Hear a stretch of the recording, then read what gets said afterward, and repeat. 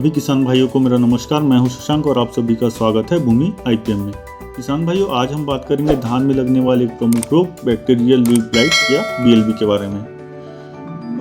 पहले हम चर्चा करते हैं कि ये कब फैलता है, कब इसका फैलाव सबसे ज़्यादा होता है। तो जब वातावरण में तापमान 30 से 35 डिग्री सेल्सियस हो और हवा में नमी की अधिकता हो, तब इसका प्रकोप होता है। अगर आपने यूरिया या नाइट्रोजन युक्त फर्टिलाइजर का अधिक मात्रा में या असंतुलित मात्रा में फर्टिलाइजर का उपयोग किया हो, तब भी इसका रोग फैल सकता है। पौधे बहुत घने लगे हों और लगातार जल भराव की स्थिति हो, तब भी इस रोग के फैलने की संभावना बढ़ जाती है। जब आप घनी मात्रा में रोपाई करते हैं या अधिक मात्रा में बीजों का प्रयोग करते हैं, तो उससे होता यह है कि अगर आपके किसी एक पौधे की एक पत्ती में इसके बैक्टीरिया अगर आ गए, तो आपस में वो मिल के हवा के द्वारा या आप जब खेत में चल रहे हैं तो या जानवरों के द्वारा ये दूसरे में फैलना शुरू हो जाते हैं। इस कारण अधिकतर हमारे द्वारा कहा जाता है कि बहुत अधिक घनी मात्रा में रोपाई न करें या ज़रूरत से अधिक मात्रा में बीजों का प्रयोग ना करें। इसके अलावा, इन सब के अलावा मेड़ों में खरपतवारों की अधिकता, इससे भी इस रोग का फैलाव बढ़ता है। होता यह है कि अगर आपके बाजू में कोई खेत है किसी किसान भाई का और उनके खेत में पौधे जो हैं इस बैक्टीरिया से संक्रमित हैं या बीएलबी से संक्रमित हैं, जब भी वहाँ से आप गुजर के अपने खेत में आएंगे या कोई भी वहाँ से गुजर के जब आपके खेत में आएगा, तो उस बैक्टीरिया का जो ट्रांसफ़र है दूसरे खेत से आपके खेत में हो जाता है। तो इस प्रकार भी ये फैलता है। मेड़ में अगर खरपतवार हैं तो पहले वो साइड के खेत से आपके मेड़ों में जो खरपतवार उपस्थित हैं उनकी पत्तियों में पहले इसका संक्रमण होगा और वहाँ से ये आपके खेत में ट्रांसफ़र हो जाएगा। तो इस प्रकार से इसका फैलाव होता है। अब इसके लक्षण कब दिखते हैं? तो लक्षणों की शुरुआत उस समय होती है जब आपके धान के पौधे अपने बढ़वार या ग्रोथ की उच्चतम अवस्था में होते हैं, या रोपाई के 25 से 35 दिन बाद इसके लक्षण दिखने शुरू हो जाते हैं। बात करें इस रोग के लक्षणों की या सिम्टम की, तो पौधों की पत्तियों की नोक में हल्के हरे पीले रंग के धब्बे बनना शुरू होते हैं और धब्बे पत्तियों के ऊपरी सिरे से नीचे की ओर जुड़ते हुए लंबी धारियों में बदल जाते हैं। आगे पत्तियों में धब्बों का रंग पीले से भूरे रंग में बदल जाता है।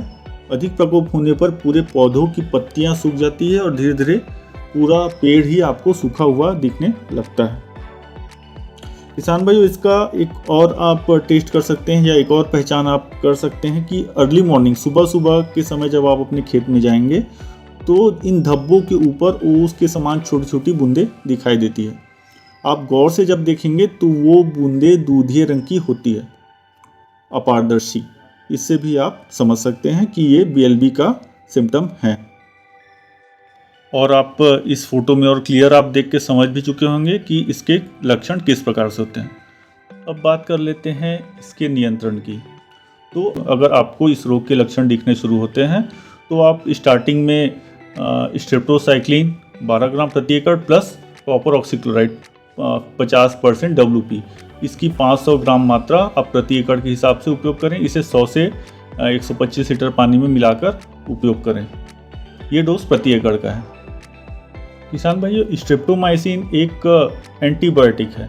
मतलब जैसे अगर हमारी तबीयत खराब होती है तो हम एंटीबायोटिक दवाइयों का उपयोग करते हैं ताकि इम्यूनिटी डेवलप हो, रोग प्रतिरोधक क्षमता डेवलप हो।